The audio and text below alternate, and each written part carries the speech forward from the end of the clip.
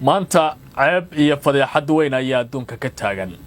waxaana caalamku weeganaya Israa'iil oo mar kale sameynaysa xadgudub iyo weerar ka dhana gudaha wadanka Syria.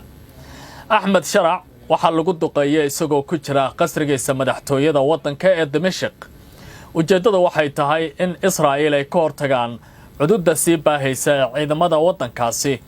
dagaal u dhaxeeya beelo Syrian ah ayay qaar ka mid ah Israa'iil la soo safatay waxaana Netanyahu ku dhawaaqay in la sameynayo iska caabin ballaaran oo lagu burburinayo ciidamada wadanka Syria. dhimasho ayay duqeymahaasi geysteen kuwa kalena waxa lagu soo waramayaa in dad fara badan oo rayid ay ku dhaawacmeen magaalada Dimashq ee caasimadda wadanka Syria.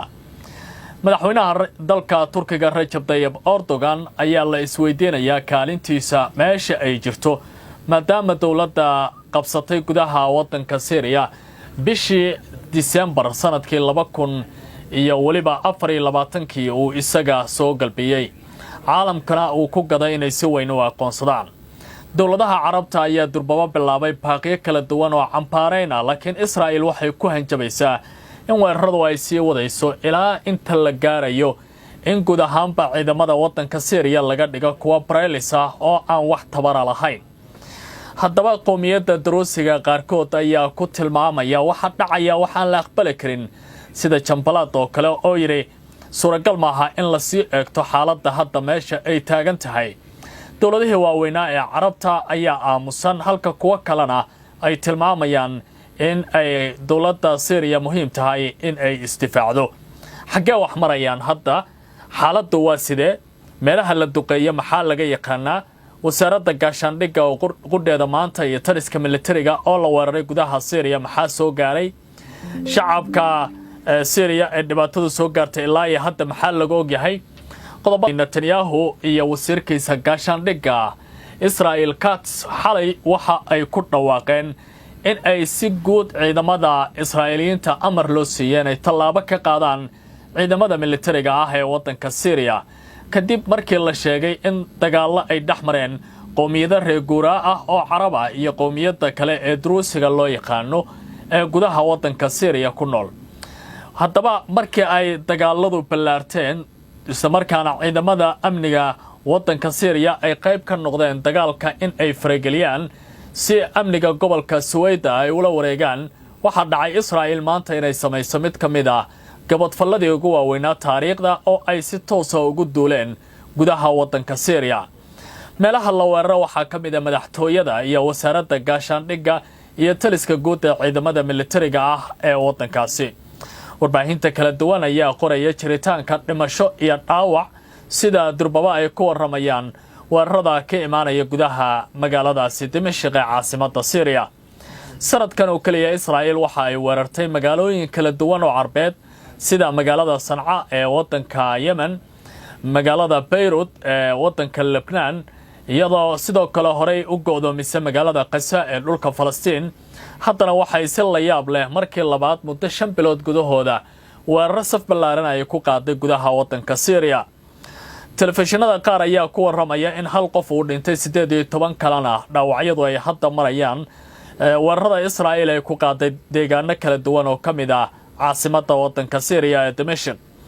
duqeymo xoog leh ayaa ruuxay magaalada Dimashq ee caasimadda wadanka Syria maanta oo Arbaca iyadoo la bartilmaameedsaday xarunta wasaaradda gaashaandhigga iyo taliska ciidamada militariga ah taasi oo ay Israa'iil weerar ku qaaday. waxaa sidoo kale la burburiyay baa la yiri madaxtooyada qaybo ka tirsan kadib markii dagaalo ay dhaxmareen qowmiyada Daruusiga iyo kuwa reer guuraa ah oo Carab ah waxaana Israa'iil ay sheegeen inay si guud ugu heelinayaan sida ay hadalka u dhigeen ciidamada wadankaasi ama kuwa Daruusiyiinta ee ka soo jeeda wadanka Syria. wariyaal ka tirsan wakaaladda wararka Reuters ayaa u sheegay warbaahinta iyagoo ku sugan magaalada Dimashq maanta inay maqleen duqeymo kala duwan oo aad u ballaaran isla markaana la bartilmaameedsaday deegaano ay ku sugnaayeen dadka rayidka ah.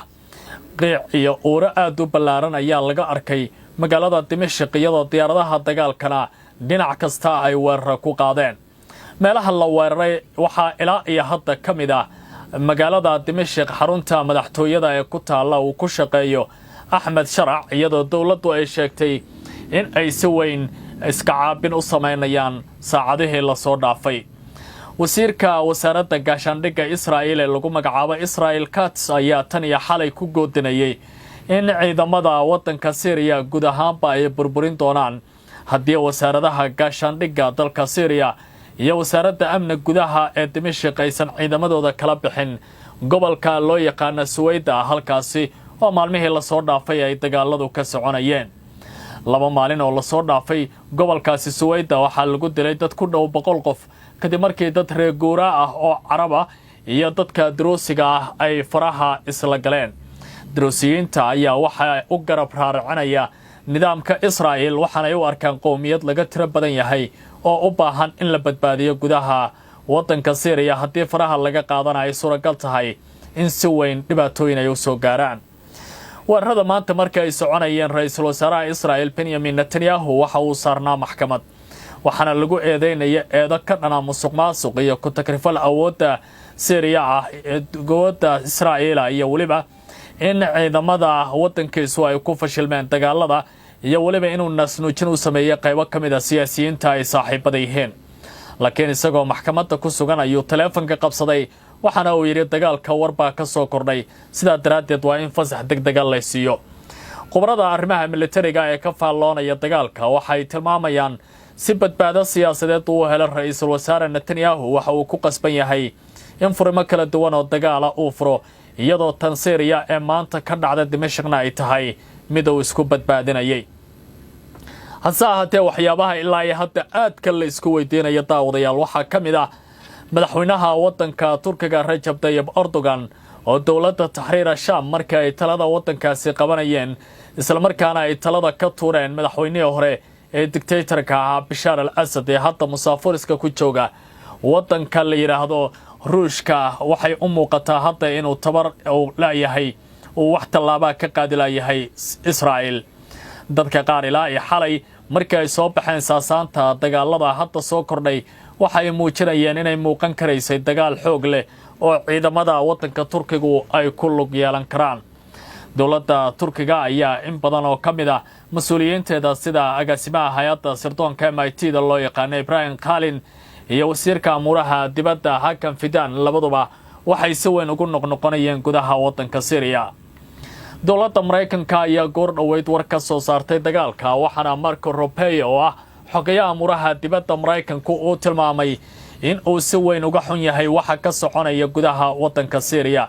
walwal xoog lana ay ku hayso tillaabooyinka ciidamada Israa'iil ay qaadeen taasi oo muujisay dowladda Mareykanku walaaca ay ka qabto dagaalkaasi inay iminka soo bandhigayso Rubio waxa uu sheegay in dhinacyada kala duwan ee dagaalka ku lug leh uu fariin gaarsiiyay isla markaana uu ugu baaqay in la isxakameeyo qubarada qaar waxay leeyihiin marka la fiiriyo hadalka Mareykanka ka soo baxaya waxa uu tilmaamayaa inuusan ahayn mid dhammaystiran marka lagu qiimeeyo xaaladda meesha ay hadda taagan tahay dowladda Mareykanka ayaa hore cunaqabatayntii uga qaatay Axmed Sharac oo markii uu la shaqaynayay kooxaha kala duwan ee aragtida reer galbeedka diidan waxa ay ku dareen listiga argagixisada xilligaasi oo loo yaqaanay Abu Muhammad al-Jawlani laakiin hadda iyo guud ahaanba hay'adda Tahriir Sham iyo waliba ururadii uu ka soo tirsanaa ayaa inta badan waxaa muuqanaya in ay ka qaadeen Mareykanka cunaqabatayntii saarnayd Israa'iil waxay weeraradan qaadaysaa iyadoo Syria iyo waliba nidaamkaasi xoogga ku haysta dhulka Falastiiniyiintu ay maalmihii ugu dambeeyay jireen wadahadal toos ah iyo kuwa aan toos ahayn oo Turkida iyo Mareykanku ay kala dhexdhexaadinayeen oo ay doonayeen dhinacyadan xiriir suka oo suuban inay ku yeeshaan laakiin Israa'iil ayaa goor hore sii sheegtay inaysan aamini karin nidaamka uu hogaamiyo Axmed Sharac sabab la xiriira isbeddelkiisa iyo shakhsiyadiisa meesha ay ka soo jeedo marka la eego Israa'iilna ay u arkayso qatar weyn oo ku soo fool leh kooxda Druusiga ayaa qudheeda ku kala qaybsan dagaalkan qaar kamid ah ayaa isku dhiibay Israa'iil oo hadda garab ka sugaya isla markaana u arka in bartilmaameedka ay aad iyaga u hayaan oo ay muhiim tahay in ciidamada Israa'iil ay siiyaan badbaado guud oo nolol ah halka qaar kamid ah siyaasiyiinta waaweyn oo kamid yahay Jambalaad iyo dad kaleba ay si weyn uga soo horjeedaan tillaabooyinka Israa'iil ay qaadayso waxa ay tilmaamayaan xaaladda marka lagu qiimeeyo meesha hadda ay taagan tahay in aanay u muuqan in Israa'iil ay garab siiso Daruusiyiinta sida khubaro Daruusiyiin iyo siyaasiyiin si weyn looga taxgeliyo dunida Islaamka iyo waliba caalamka Carabtu ay sidaasi tilmaamayaan. Jambalaad waxa uu leeyahay marka la eego tallaabooyinka Netanyahu iyo Israa'iil ka tirsanay tahay mid lagu beerayo cuqdad iyo kala qaybin shacabka Daruusiga ah iyo dadka kale ee Syriyaanka ah oo ay weligood isla noolaayeen. Israa'iil ayaa u arkay Daruusiga inay tahay qayb ka mid ah wadankooda maadaama dadka ku nool dhulka Falastiiniyiinta ay la haysto ay Daruusigaasi qayb ka yihiin nidaamka Israa'iilna ay si weyn u soo dhaweeyeen halka qaybtan kalena ay shacabka Carabta ay si weyn isku hayaan. Daruusiga ayaa inta badan ku hadla luqadda Carabiga waxaana qaarkood ka soo jeeda siyaasiyiin si weyn loo yaqaanay saxafiyiin caan ah oo ka mid yahay Dr. Faisal Al-Qasim oo ka shaqeeya telefishinka Al Jazeera qabtana barnaamijka la yiraahdo Al-Ittijaah Al-Mucaakis. laakiin hadda marka la eego xaaladda meesha ay taagan tahay waxa la isweydiinayaa dowrka Erdogan tallaabooyinkiisa waxay u dhaqaaqayeen iyo waliba badbaadadii dawladda Syria ay ka filaysay Ankara inay siiso in ilaa iyo hadda wax tallaabo la qaadin. dawladda ay ka mid yihiin Urdun iyo Kuwait ayaa ku dhawaaqay Israa'iilna ay ku xadgudbayso wadankaasi Syria isla markaana dadka Syriyaanka iyo dawladdu ay xaq u leeyihiin wadankooda inay badbaadiyaan. duqaynta maanta ka dhacday Dimashq ayaa lagu tilmaamayaa inay tahay mid ka mid ah kuwa ugu foosha xumaa oo Israa'iil ay ku dhaqaaqdo isla markaana dunida ay wali ka aamusan tahay. dagaalka ayaa hadda si weyn indhaha loogu hayaa iyadoo Israa'iilna ay hadba meesha ay rabto Carabta ah ay duqayn karayso. soo dhawaada akhyaaray dagaalkani waxay ku soo kordhaa wararkeena dambe ayaan ku faaqidi